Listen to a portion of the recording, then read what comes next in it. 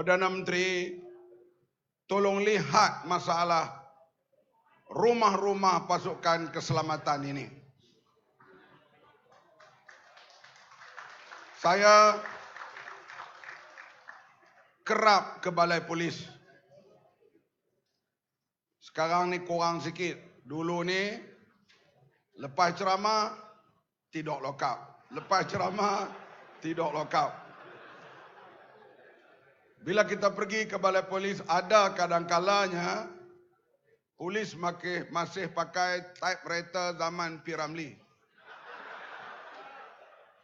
Yang paling dahsyat, kira-kira 2 bulan yang lalu ketika kita buat flash mob tentang kenaikan harga barang, saya dipanggil ke Balai Polis Bukit Aman.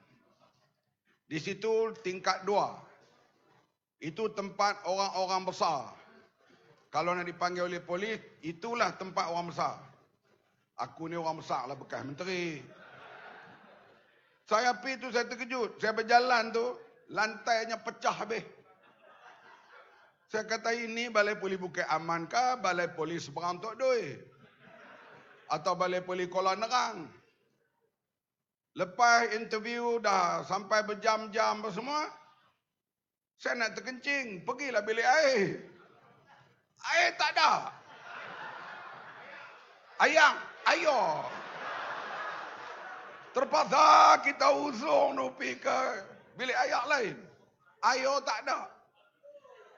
Itu Polis Bukit Aman.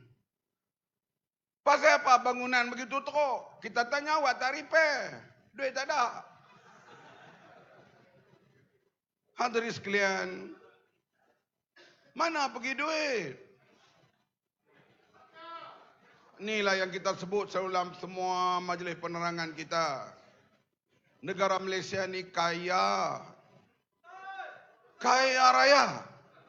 Tapi kalau bocor, tirih, leakage sampai 60 bilion setahun, ni mentergedarah apa ni? Saya sebut banyak kali dengar ceramah Jomo Sundram, dengar ceramah Lim Guan Eng, kau orang ekonomi, orang accountant.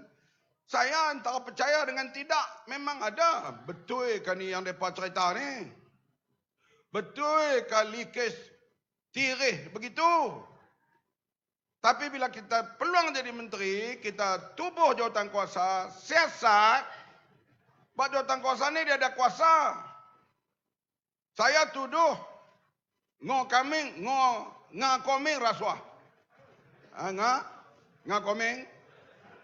Saya tuduh kamu rasuah. Saya tuduh kamu makan duit 3 juta. Saya boleh tuduh, saya bukan boleh periksa. Saya pergi rumah dia, kena ketuk pintu. Kalau dia buka, baru saya boleh masuk. Tapi kalau jawatan kuasa ini atau SPRM, kalau tak buka pintu, dia boleh tendang pintu. Mereka boleh siasat, boleh buka fail. Bila buka fail siasat, apa yang dituduh selama ini sikit yang sebenarnya bukan bocor, derelui. Duit negara kita. Inilah hadirin sekalian, bila kita pergi sekolah dalam kawasan saya atau kawasan lain, ada bumbung tirih, ada paip pecah, padang bola, tak sedia dengan baik. Kenapa apa ini begitu? Duit tak ada. Nak ada duit macam mana? Setahun lebih 60 bilion hilang. Rakyat akan tetap undi sebab mereka cover dengan slogan Hidup Melayu. Hidup Melayu, naik orang tengkok Hidup Melayu. Tapi kita perlu Melayu terus memerintah. Kerana kita nak curi duit untuk lawan DAP. Betul? Kita curi duit tabung haji untuk lawan DAP. Kita curi duit MARA untuk lawan DAP. Kita curi duit Angkatan Tentera untuk lawan DAP. Semuanya digunakan untuk lawan DAP. Jadi kalau kami Melayu mencuri, janganlah kamu marah. Kami nak guna duit tu lawan DAP. Kamu tahu apa? Kamu duduk di Tambun. Kamu ni pencen-pencen tentera. Makalah dengan elau yang sikit tu. Kami perlu duit nak lawan DAP. demi Melayu dan Islam.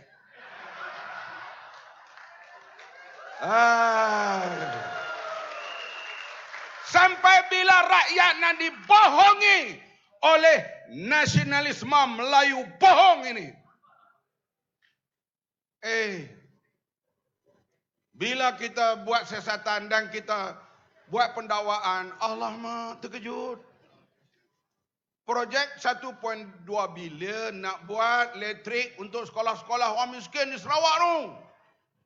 Rosmah minta 180 juta.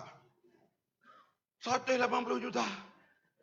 Kalau saya jadi menteri 3 penggal 15 tahun, semua gaji allowance, semua tak ambil. Tak makan, tak minum, semua makan minum orang belanja. Semua duit bubuh bank. Boleh dapat tak 180 juta? Boleh ke tak? Rosmah minta satu projek 180 juta. Cik Kiah dapat 6,000, senyum sampai ke telinga. Cik Kiah, Mak Iyam, Tok Timah, Ahling, Mari Mutu. Oh, kerajaan bagi 6,000 kepada rakyat. Tepuk meja dunia, pop melambai-lambai. Cik Rosmah, Cik Kiah dapat 6,000. Cik Rosmah dapat 180 juta. Faham ke tak ni?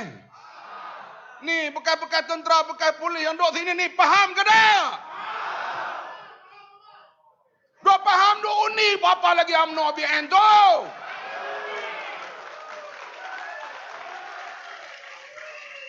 Kita pergi ni nak menyelamatkan kamu semua. Tengok veteran, tak kira veteran polis, veteran tentera. Polis tak apalah, dia sampai 60 tahun dia boleh pencen, tu pun teruk. Veteran tentera ni, umur 41 dah pencen. Yang tak pencen 15 tahun kerja, berhenti, tak pencen. Nasib mereka macam mana? Bila Bang Mat jadi menteri, dah lah juga tolong, tapi tak cukup. Boleh berilah RM500 one off kepada veteran yang terlibat lawan komunis dan lawan konfrontasi dulu. Kita jumpa Menteri Pertahanan. Saya pergi jumpa Lim Guan Eng bukan minta projek. Lim Guan Eng, hang kawan aku. Kita duduk sepenjara di Taiping. Hang tak bolehkah bagi satu projek kat aku? Biarlah aku dapat sikit. Aku nak rasa juga rumah ada swimming pool. Aku nak rasa juga bawa isteriku pergi shopping di Harrods. Hampa orang Tambun tahu ke Harrods ni? Ya, hang duk gelak tu buat apa? Itu loss of Tambun tu hampa tahulah. Hadirin sekalian, loss of the world. Tambun ke world tak kira lah. Tempat tu hampa tahulah bunyi Harrods ke apa semua tu. Geneva orang beli jam semua tu. Hampa tahu apa? Hadirin sekalian, ini kita pergi jumpa Menteri Keuangan berulang kali dengan jeneral yang jaga veteran ni. Saya pergi minta lah kalau ada bantulah sikit bagi veteran ini. Akhirnya Bangkali Menteri Keuangan pun ditengok meluat saya pergi banyak kali sangat. Dia kata okey, kita boleh tulus 500. Kata 500 mana cukup? Dia kata tengok tahun depan. Tahun depan kalau ekonomi kita baik sikit, kita akan beri lebih. Termasuk mungkin allowance dan sebagainya. Gaya kita nak pergi seterusnya, kerajaan kita jatuh. Anak aram jadah tunggu.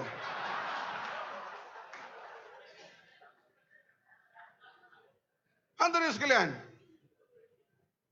Kemudian kita mau tentera kita ini dalam keadaan bersiap siaga. Bukan kita nak perang. Sebab kita kena berada dalam keadaan yang cukup baik. Peralatannya, semuanya. Dan kita main proses defend diplomasi dan sebagainya. Kita nak kapal, kita nak kereta kebai, kita nak semua adalah. Berhabis dah 6 bilion kapal tak siap. Saya tanya orang yang siasat Tan Sri Amrin Buang. Bukan ku tanya Leh Tambun. Bukan tanya hak duk kerja jual nasi Wangge tu. Tanya Tan Sri Amrin Buang. Ketua audit negara 8 tahun. Saya kata pasal apa tak boleh siap kapal? Nak siap macam mana yang berhormat? 400 juta dibayar kepada satu syarikat yang tak ada kena mengena dengan buat kapal. Duit tentera pun sanggup mereka curi, tambah duit kamu semua. Tapi Melayu ni, hidup Melayu, undi lagi. Aku balin mikrofon dengan aku sekali.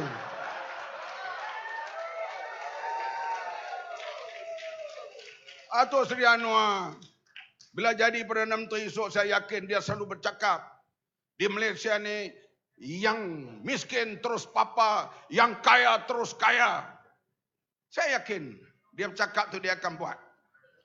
Nak buat macam mana kalau tak jadi Perdana Menteri? Boleh ke tak? Orang kata Datuk Seri Anwar cakap saja ya. Iyalah. Saya bercakap, saya tak boleh buat. Cuba letak menteri balik. Aku boleh buat.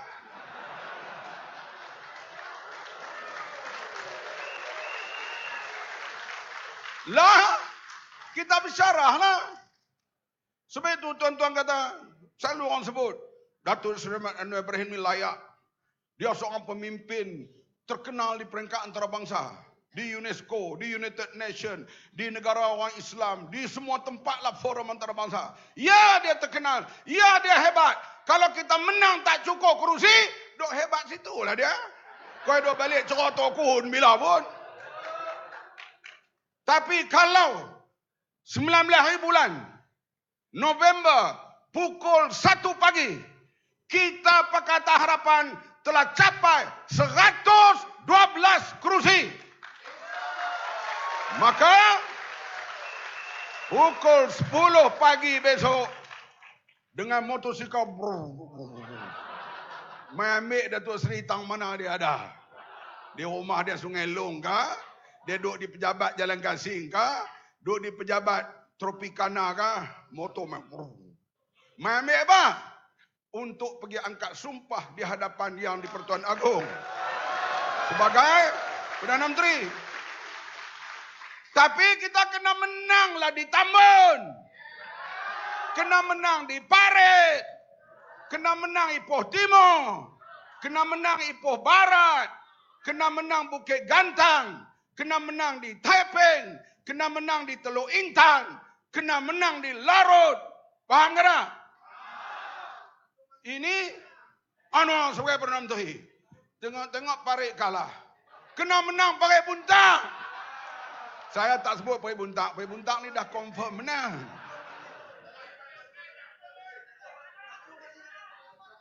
Inilah hadirin sekalian. Lah, Mai Sabri itu layakkah jadi Perdana Menteri? Tapi dia cukup bilang, jadilah Perdana Menteri. Bodoh macam Yudi Yassin pun boleh. Dia bukan soal bodoh cerdik. Cukup bilang atau tidak. Ini kena faham. Siapa pun.